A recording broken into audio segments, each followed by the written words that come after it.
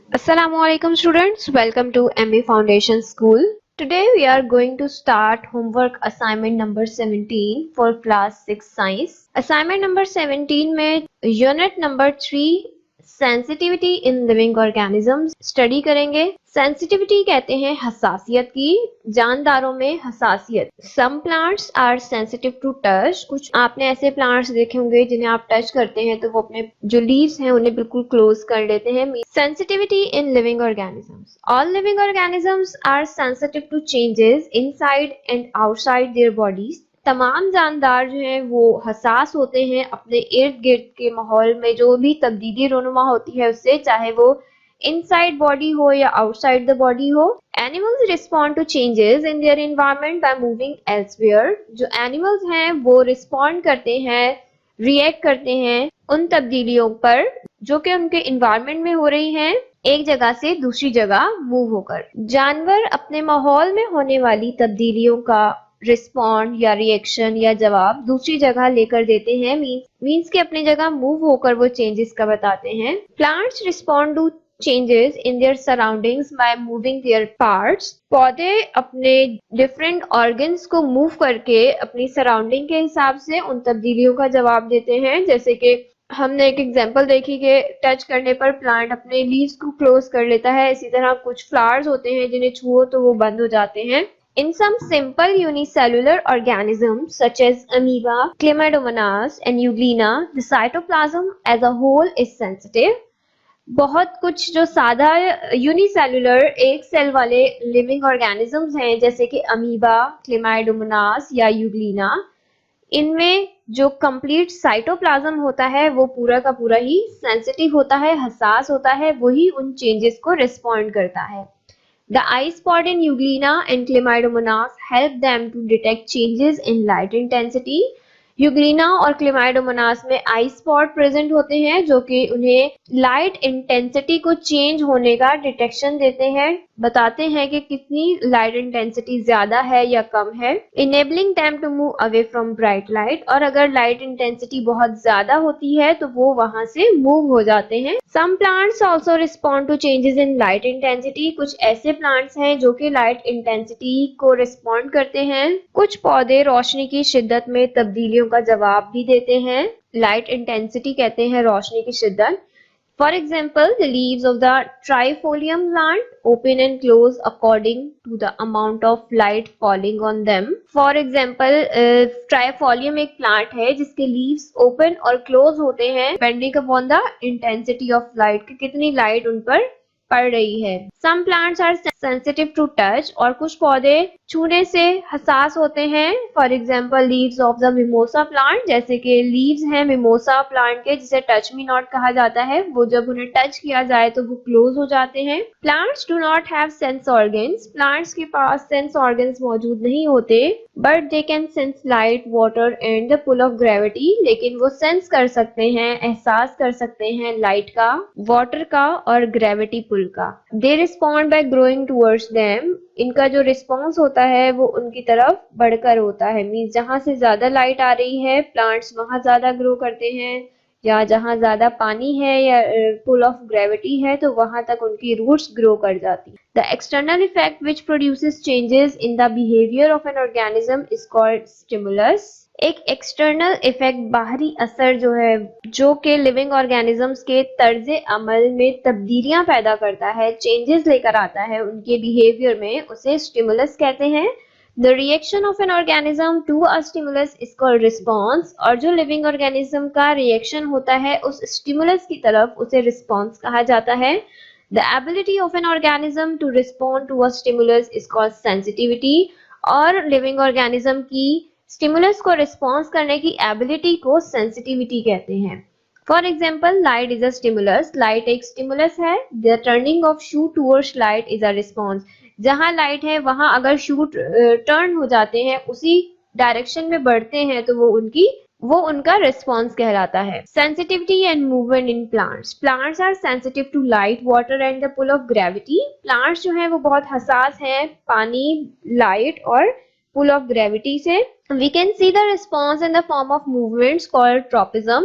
हम इनका जो रिस्पॉन्स है, इनकी मूवमेंट है, उन्हें ट्रॉपिज्म कहते हैं जो कि इन स्टिमुलस के टुवर्ड्स होती है, इन स्टिमुलस की तरफ होती है, उसे ट्रॉपिज्म कहा जाता है उस मूवमेंट को। द रिस्पॉन्स और bending of the shoe towards light is called phototropism. ऐसा रिस्पॉन्स या बेंडिंग शूट की लाइट की तरफ, जैसे कि आप इस डायग्राम में देख रहे हैं, सूरज जहां पर है, हमने ये दो पॉट्स बिल्कुल सीधे रखे हैं और एक पॉट को हमने इस तरह से लिटा दिया है, तो जहां लाइट होगी तो उसी तरफ शूट जो है वो बढ़ना स्टार्ट कर देंगे और ऐसी मूवमेंट कहलाती है phototropism. This response is necessary because plants need light to make food. ये रिस्पॉन्स जरूरी है क्योंकि प्लांट्स को लाइट की जरूरत होती है अपना खाना बनाने के लिए। The shoot grows towards the light. जो shoots हैं वो लाइट की तरफ बढ़ते हैं and the leaves turn their upper surface towards it. और जो leaves हैं वो ऊपर की तरफ upper surface की तरफ turn हो जाते हैं। और growth of the roots towards the soil is called geotropism. और जो बेंडिंग और ग्रोथ रूट्स की है सॉइल की तरफ उसे हम जियोट्रॉपिज्म कहते हैं। The responses of the root and shoot are controlled by the chemical substance called auxin. जितने भी रिस्पॉन्सेज हैं रूट के या शूट के वो सब कंट्रोल होते हैं केमिकल सब्सटेंस से जिसे ऑक्सिन कहा जाता है।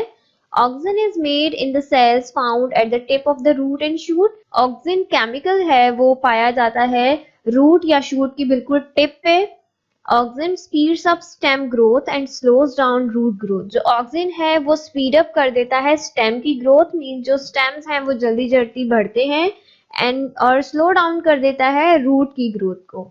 The activity of auxin is affected by light. जो भी एक्टिविटी है ऑक्सिन की वो लाइट से असरअंदाज होती है। When light falls on a plant from above, अगर लाइट ऊपर से पड़ रही है किसी भी प्लांट पे, द स्टेम ग्रोज स्ट्रेट, तो जो स्टेम है वो बिल्कुल स्ट्रेट ग्रो करती है। When light comes from one side the auxin collects on the opposite side.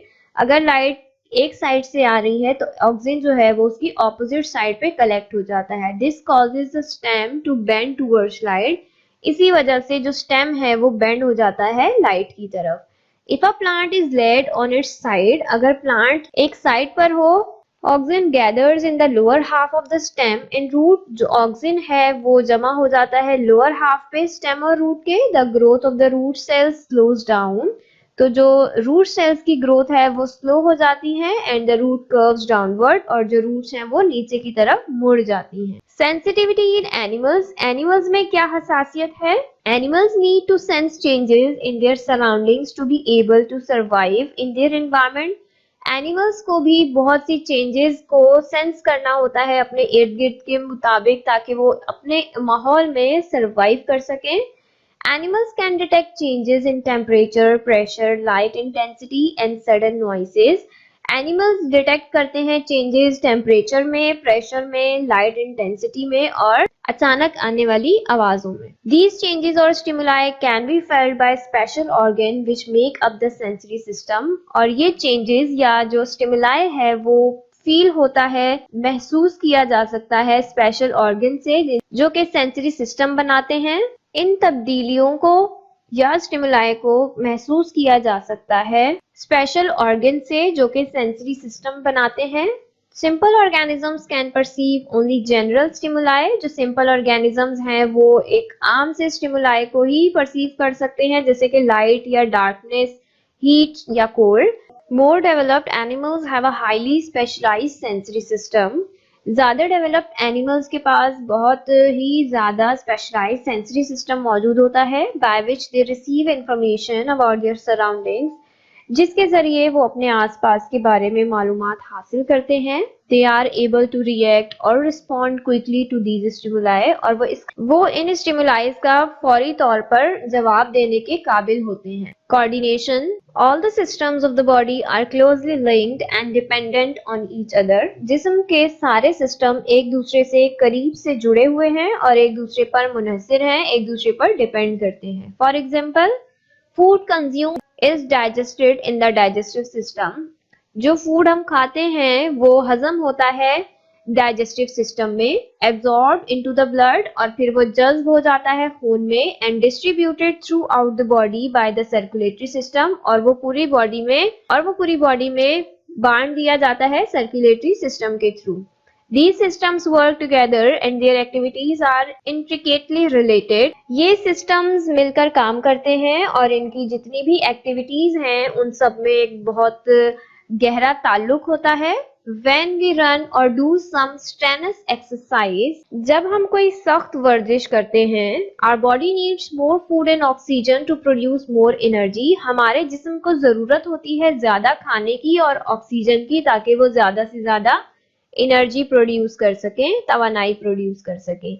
Our rate of respiration increases automatically. हमारा जो rate of respiration है वो खुद ब खुद ही बढ़ जाता है and the heartbeat becomes faster और हमारी जो दिल की धड़कन है वो बहुत तेज हो जाती है। In the same way, at the sight and the smell of food, our mouth begins to water. बिल्कुल इसी तरह जो हमारी आंखें हैं और जो हम स्मेल करते हैं फूड को या हम इसी तरह से खाने को देखने और उसकी खुशबू से हमारे मुंह में पानी आने लगता है। The working together of all the organs and system of the body is called coordination. तो जो तमाम organs का एक साथ काम करना है, तमाम systems का मिलकर हमारे जिस्म में वो coordination कहलाता है। Coordination in the body is brought about by two systems. जो coordination है हमारी body में वो दो systems के तहत चलता है, nervous system and endocrine system. The nervous system is made up of nervous tissues. Nervous system nervous tissues से मिलकर बना है and the endocrine system is made up of number of glands. और जो endocrine system है वो बहुत सारे glands से मिलकर बना है which produce chemical substances that circulate in the bloodstream. जो के produce करता है chemical substances जो हमारे खून में circulate करते हैं। All the organs of the body work in coordination with each other. जिस्म में मौजूद तमाम एज़ा एक कोऑर्डिनेशन में काम करते हैं। This means that they do their work at the right time. इसका मतलब है कि ये सब अपना काम सही वक्त पर करते हैं and at the right speed और एक सही रफ्तार से काम करते हैं to serve the body as a whole.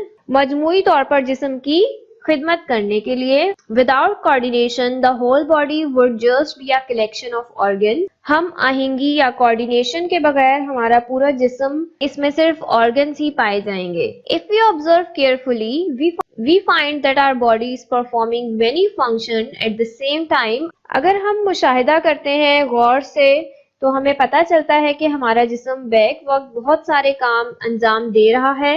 Food is being digested, हमारा खाना हजम हो रहा है। The blood is circulating the digested food and oxygen to all parts of the body. जो blood है वो circulate कर रहा है digested food को और ऑक्सीजन को पूरी बॉडी के पार्ट्स में।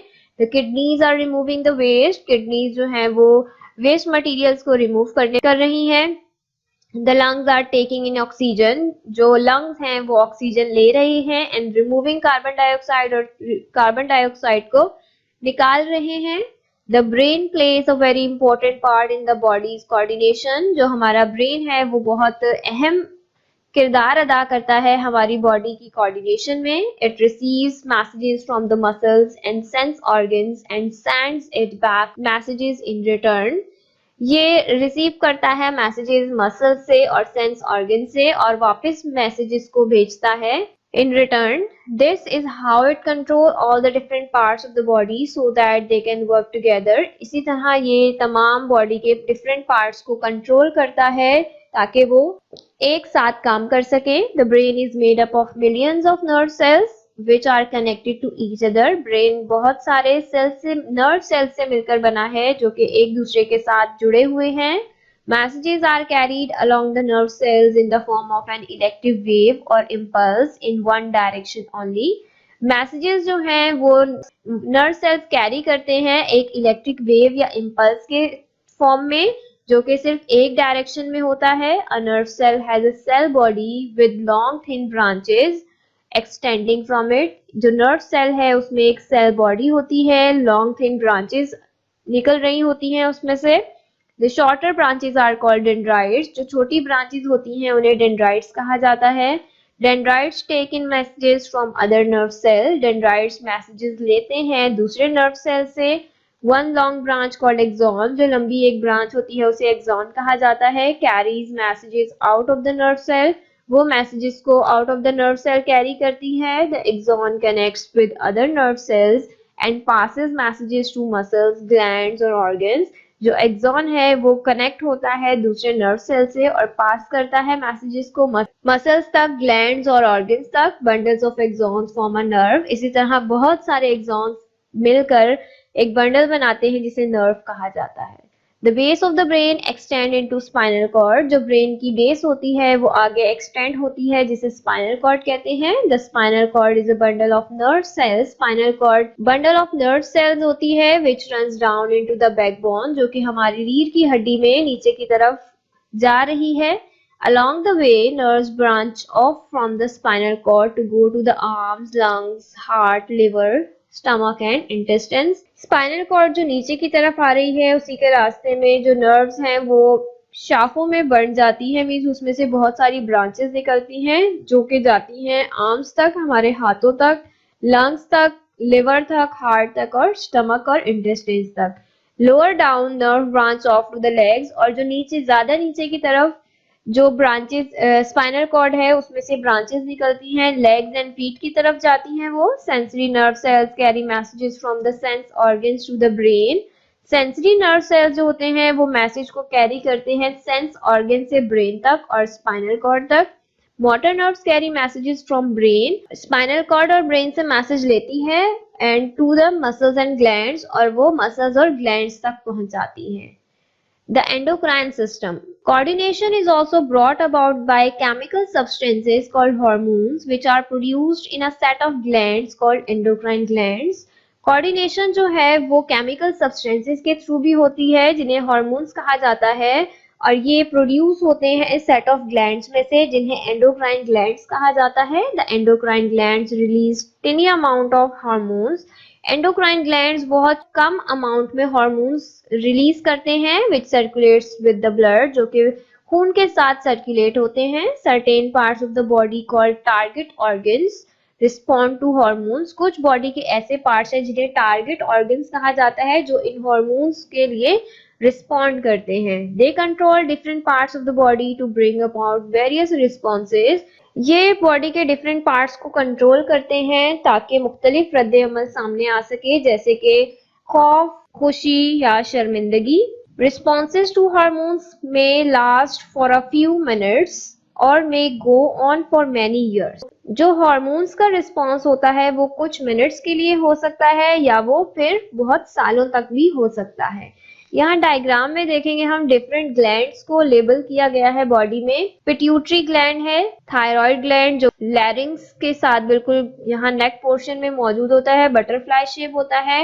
एड्रीनल ग्लैंड है जो कि किडनी के ऊपर प्रेजेंट होता है। पेंक्रियाज है जो कि बिल्कुल स्टमक के नीचे प्रेजेंट होती है। Sense organs. Sense organs are specially developed parts of the body which can detect stimuli such as light, sound, taste, touch और smell. Sense organs जो है वो specially developed parts होते हैं body के जो कि stimuli को detect करते हैं, जैसे कि light है, sound है, taste, touch या smell.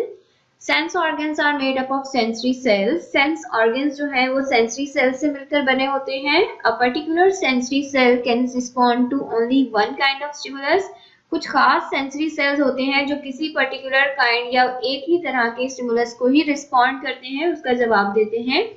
फॉर एग्जांपल जैसे कि a sensory cell in the eye can only detect light waves. जो सेंसरी सेल्स हमारी आई में मौजूद हैं वो सिर्फ लाइट वेव्स को ही डिटेक्ट करते हैं। It can not respond to sound waves. ये साउंड वेव्स को रिस्पॉन्ड नहीं करते या साउंड वेव्स का जवाब नहीं देते। The body has 5 senses. हमारी बॉडी के 5 senses होते हैं। Hearing, smell, sight, taste and touch. All these are detected by sense organs which send information to the brain. ये तमाम डिटेक्ट होते हैं सेंस ऑर्गन से। ये 5 सेंसेस जो हैं और ये इंफॉर्मेशन भेजते हैं हमारे ब्रेन तक। There are special parts in the brain that sort out this information. हमारे ब्रेन में स्पेशल पार्ट्स होते हैं जो कि इस इंफॉर्मेशन को सॉर्ट आउट करते हैं। Then the brain tells us what we are seeing, hearing, smelling, tasting and feeling. तो फिर हमारा दिमाग हमें बताता है कि हम क्या देख रहे हैं, सुन रहे हैं, सूंघ रहे हैं, टेस्ट कर रहे हैं या फील कर रहे हैं। वन बाय वन हम इन तमाम ऑर्गन्स को स्टडी करते हैं। सबसे पहले है ear. The ear is a sense organ, it is a sensitive to the stimulus of sound. Ear एक सेंस ऑर्गन है जो कि सेंसिटिव है स्टिमुलस ऑफ साउंड से। It stretches deep into the skull and turns sound waves into impulses that the brain can interpret. ये हमारे school में deep present होता है, स्ट्रेच होता है और ये साउंड वेव्स को इम्पल्स की फॉर्म में चेंज करता है और ताकि ब्रेन जो है वो उस मैसेज को इंटरप्रेट कर सके। The ear has 3 different parts. Ear के 3 डिफरेंट पार्ट्स होते हैं। These are the outer ear, the middle ear and the inner ear. Outer ear होता है, फिर मिडल एयर होता है एंड देन इनर एयर होता है। The outer air consist of a flap of skin which is shape like a funnel. जो outer air है वो एक फ्लैप ऑफ स्किन से बना होता है जैसे कि एक फनल होता है। It leads to a hollow tube called the ear canal. इससे आगे कंटिन्यू होता है एक होलो ट्यूब, अंदर से एक खाली ट्यूब होती है जिसे एयर कैनाल कहते हैं, which leads to the eardrum. फिर उसके आगे एयर ड्रम मौजूद होता है। The eardrum is a thin membrane which vibrates when sound waves strike it. Eardrum जो है वो बिल्कुल बारीक सी एक झिल्ली होती है, एक मेम्ब्रेन होती है जो वाइब्रेट होती है जब उससे साउंड वेव्स टकराती हैं। The middle ear is like a hollow chamber.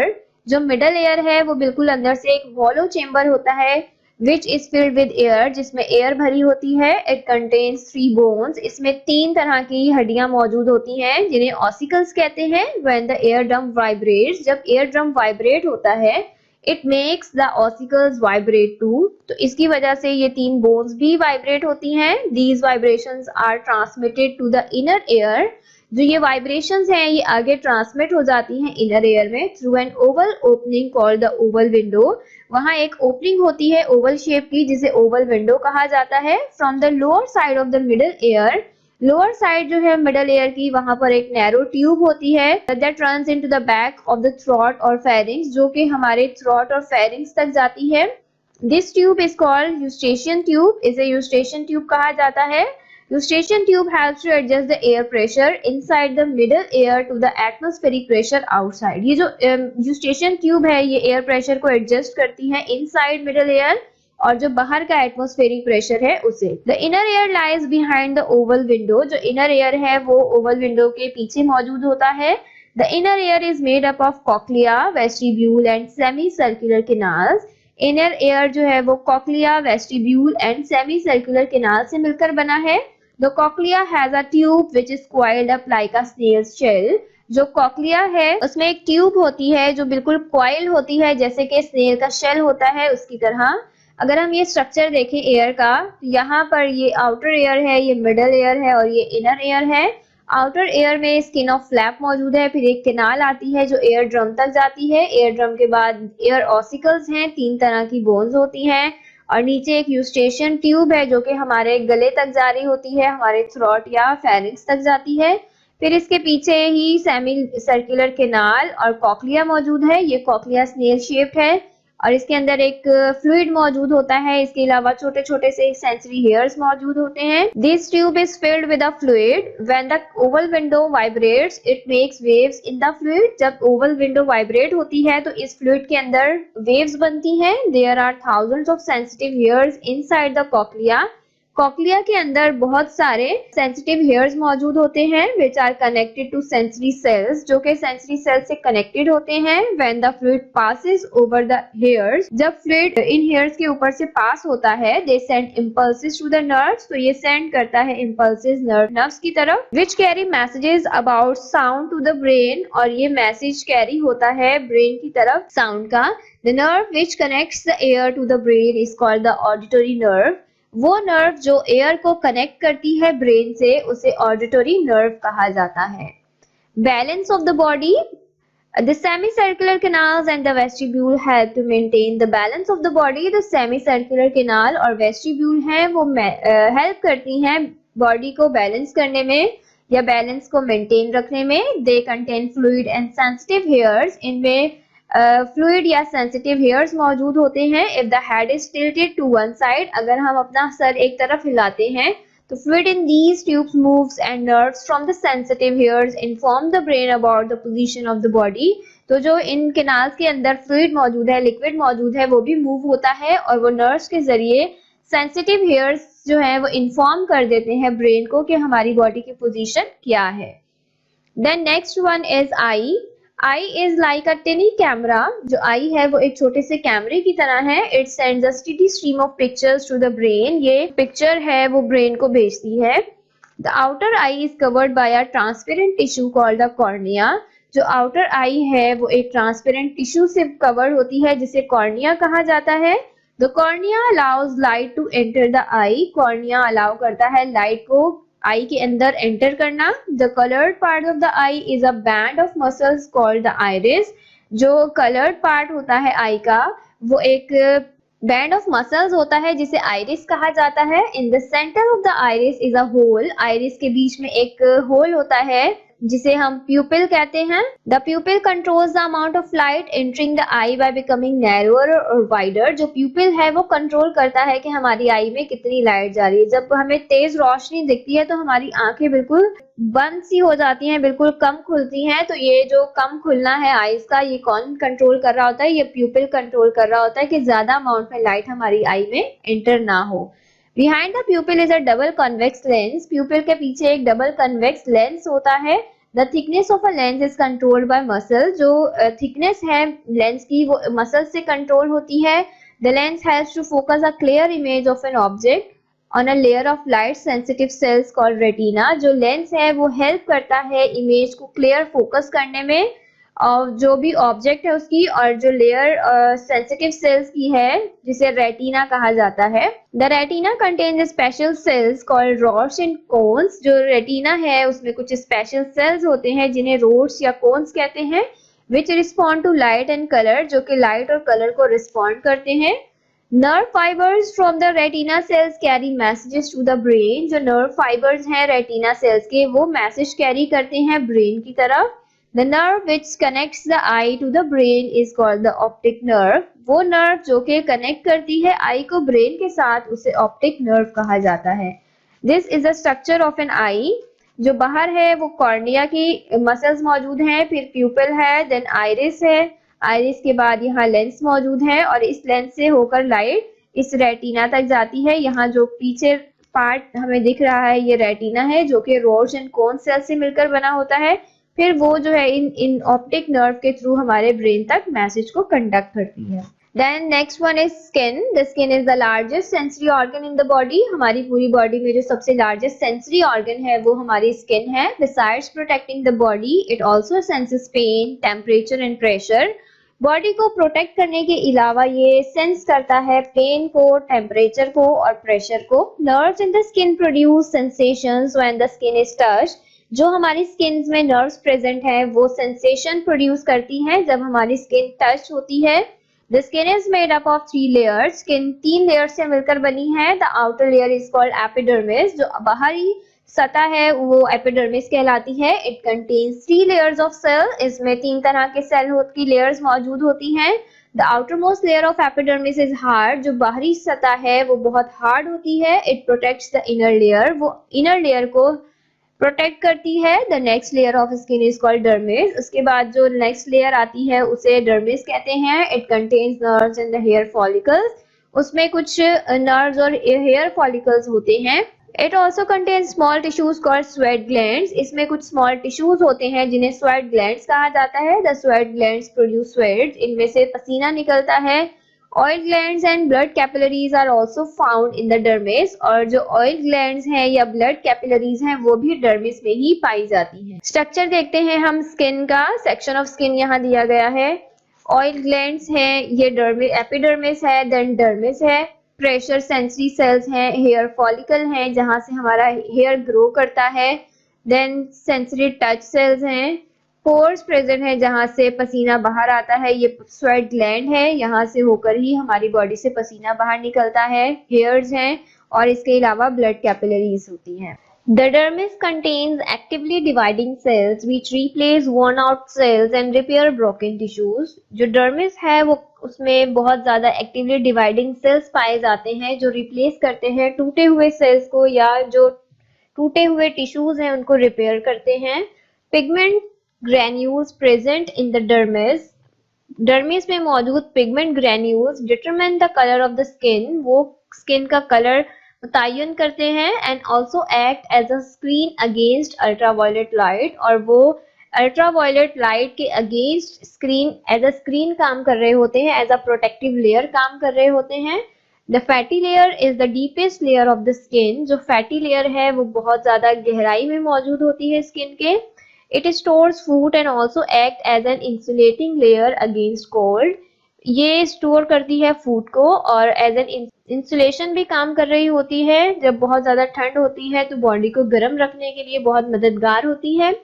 The skin helps to maintain a constant body temperature in mammals. Mammals में जो skin है वो help करती है बॉडी का टेम्परेचर कांस्टेंट रखने के लिए।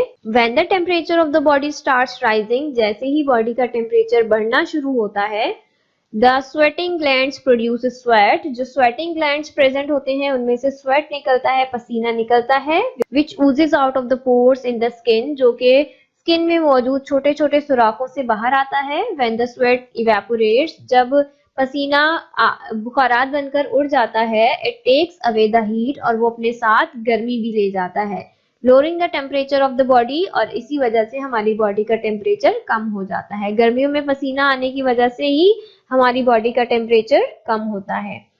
टंग, the tongue is the main organ of the taste. Tongue जो है वो एक मेन ऑर्गन है टेस्ट के लिए। It is covered with टिनी spots called taste bud. इसमें छोटे छोटे से स्पॉट्स होते हैं जिन्हें टेस्ट बर्ड्स कहा जाता है। The taste buds are sensitive to 4 test.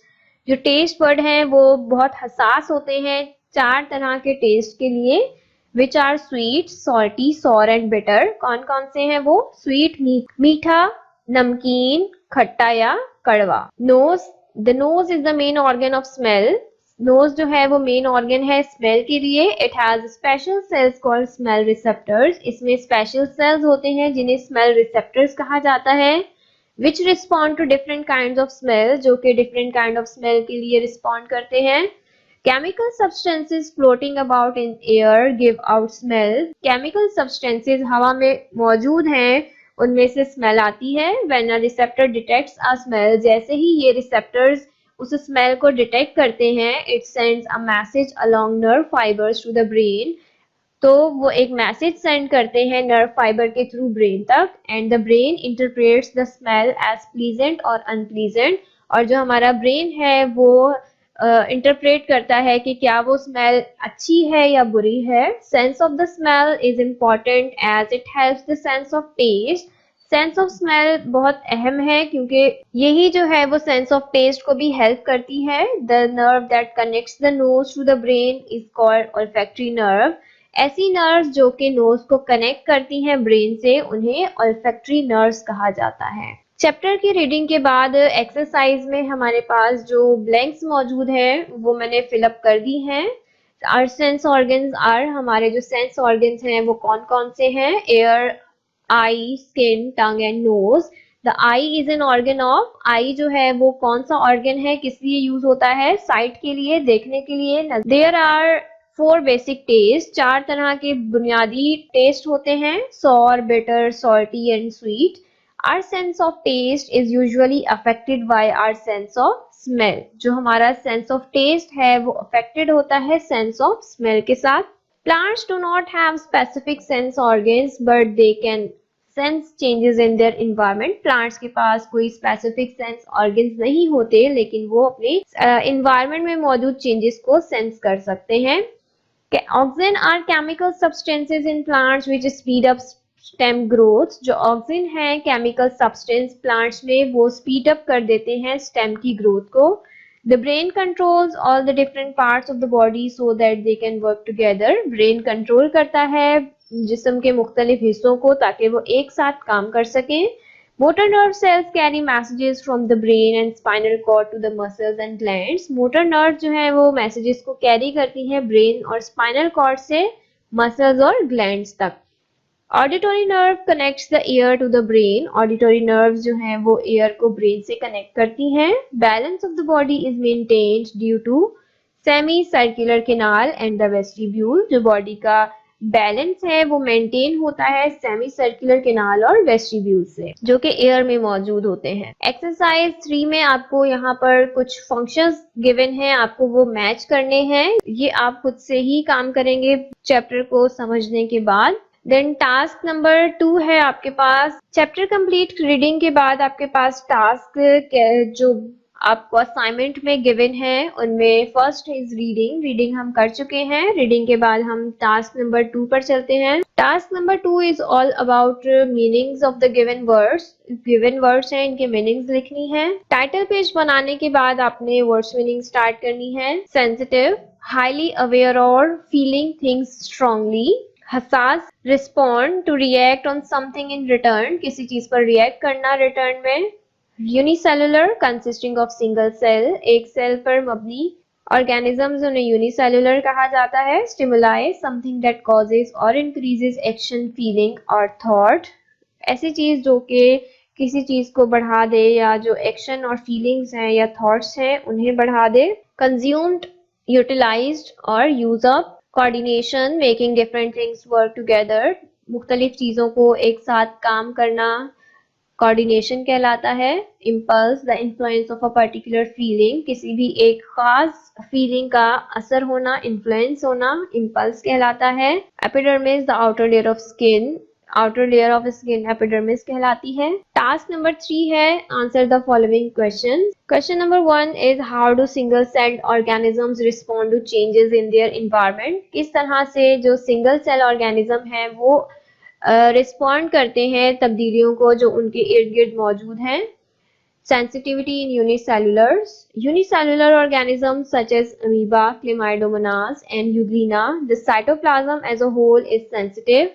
The eye spot in Euglena and Chlamydomonas help them to detect changes in light intensity, enabling them to move away from bright light. जो unicellular organisms हैं जैसे कि amoeba, Chlamydomonas या Euglena, उनका जो cytoplasm है वो पूरा का पूरा ही सेंसिटिव होता है। जैसे कि आई स्पॉट प्रेजेंट होता है यूग्लिना और क्लेमाइडोमोनास में, वो उन्हें हेल्प करता है लाइट चेंजेस को डिटेक्ट करने में और उन्हें इस काबिल बनाता है कि वो ब्राइट लाइट से मूव होकर डार्क की तरफ चले जाएं। Define phototropism and geotropism. Phototropism, the response और bending of shoot towards light is called phototropism. ऐसी मूवमेंट, ऐसा रिस्पॉन्ड शूट्स का जो लाइट की तरफ होता है उसे फोटोट्रोपिज्म कहते हैं। जियोट्रोपिज्म, द बेंडिंग और growth of roots towards the soil is called geotropism. Bending या ग्रोथ रूट्स की सॉइल की तरफ, नीचे की तरफ, जमीन की तरफ, उसे जियोट्रोपिज्म कहते हैं। What is the function of brain? Brain का क्या function है? Function of brain, the brain plays a very important part in the body's coordination. Brain जो है वो बहुत एक अहम किरदार अदा करता है जिस्म की coordination में। It receives messages from the muscles and sense organs. ये receive करता है different messages को muscles और sense organs से, and it sends back messages in return, और फिर वो वापस उनको messages return back करता है। This is how it controls all different parts of the body. इस तरह से ये different parts of body को control करता है। They work so that they can work together, ताकि वो एक साथ काम कर सके। What are sensory organs? Sensory organs क्या हैं? Sensory organs are specially developed parts of the body. Sensory organs बहुत ही खास developed part हैं body के, which can detect stimuli, जो कि अपने इर्द गिर्द मौजूद changes को detect कर सकते हैं, such as light, sound, taste, touch और smell. Right function of ear, also write its different parts. Function of ear, the ear is a sense organ. It is sensitive to the stimulus of sound. It stretches deep into the skull and turns sound waves into impulses that the brain can interpret. The ear has 3 different parts. These are the outer ear, the middle ear and the inner ear. Air जो है वो एक sense organ है, बहुत ज़्यादा sensitive है वो stimulus of sound से, जो कि बहुत डीप स्कल में मौजूद होता है और वो साउंड वेव्स को इम्पल्सेस में चेंज करता है ताकि ब्रेन जो है वो उसे इंटरप्रेट कर सके, उसे जान सके। एयर्स के थ्री डिफरेंट पार्ट्स होते हैं, outer ear, middle ear and inner ear. How the balance of the body is maintain, body का बैलेंस किस तरह से मेंटेन होता है। The semi circular canals and the vestibule help to maintain the balance of the body. जो semi circular canal और vestibule है ears में मौजूद, वो मेंटेन करती है balance of the body. They can fluid and sensitive ears, इनमें कुछ लिक्विड मौजूद होता है और कुछ सेंसिटिव हेयर्स होते हैं।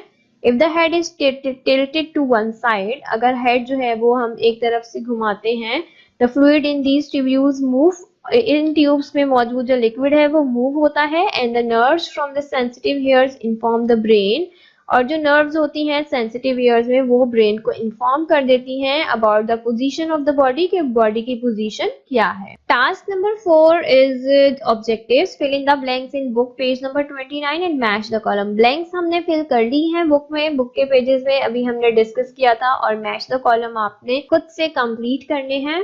And the task number 5 is do activity exercise 4, 5, 6 in book page number 30। Book की पेज नंबर 30 पे 4, 5, 6 एक्सरसाइज गिवन है, जिसमें आपको लेबलिंग करनी है डायग्राम्स की। आप बुक का चैप्टर जब पढ़ेंगे तो आपको वहां डायग्राम्स लेबल हुई भी दिखेंगी, आपने वहां से वो लेबलिंग अच्छे से देखकर फिर ये एक्टिविटी कंप्लीट करनी होगी।